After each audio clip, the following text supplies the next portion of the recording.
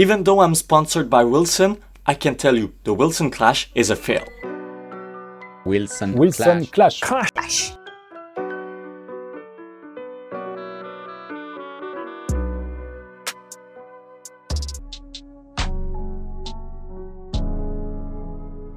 Hi everybody, it's Alexis, and yes, even though I said the Wilson Clash is a fail, I really think that it's true, but I don't think that the racket is bad. And so today I'm gonna explain you why the Wilson Clash is a fail. So let's start in the beginning.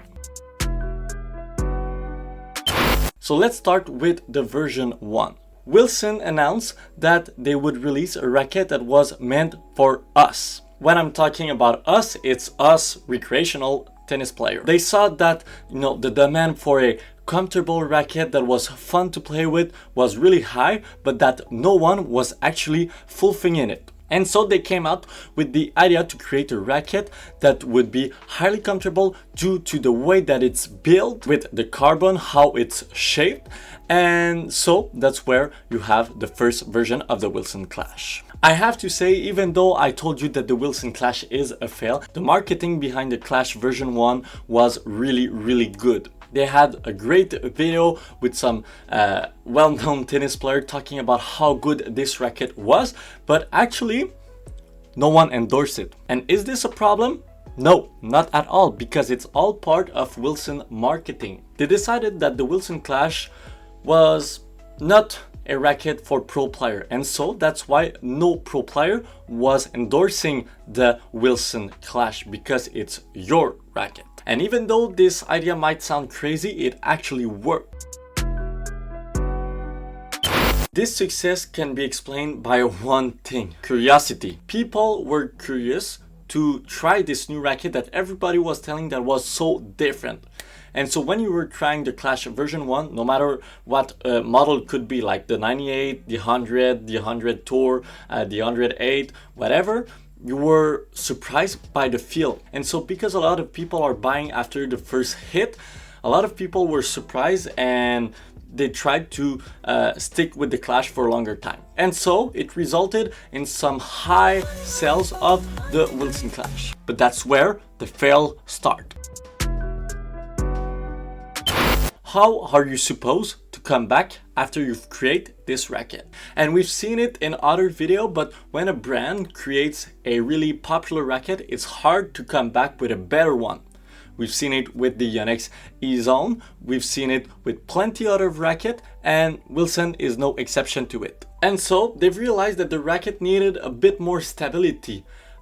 That's why they came out with the 45 technology for the version 2. There's only one issue.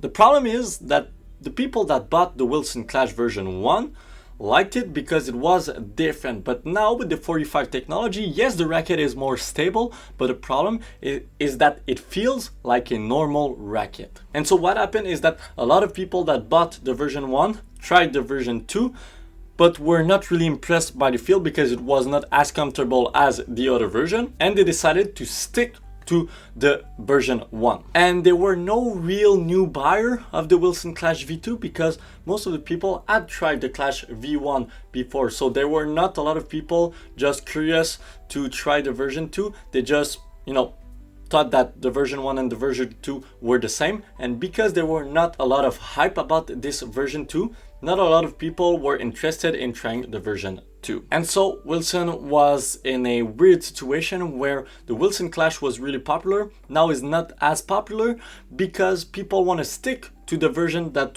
works better for them, and so they had to come out with the version 3.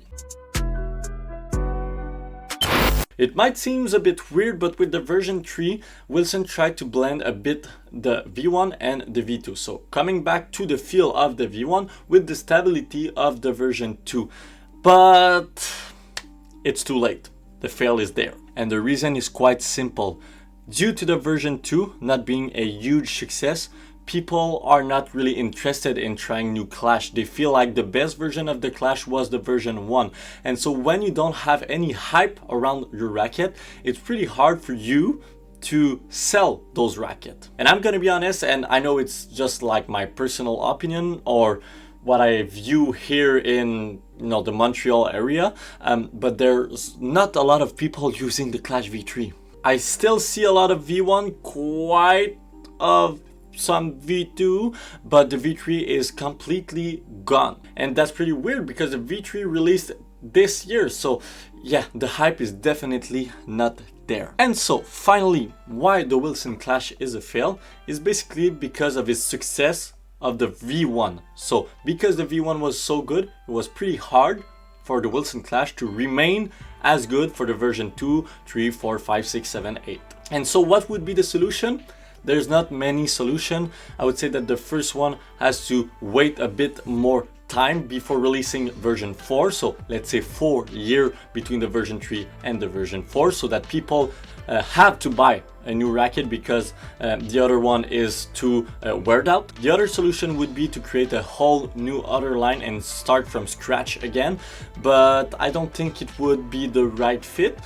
But for me, I think the Wilson Clash will remain the Wilson Clash for the version 4 and the version 5, and then it will fall off, just like some other racket, let's say like the Wilson Juice, the Wilson Steam. So what do you think about the Wilson Clash? Let me know in the comment section down below, and I want to know if you think that the Wilson Clash is a fail or not. Don't forget to like, to comment, and to subscribe, and see you next time. Bye bye.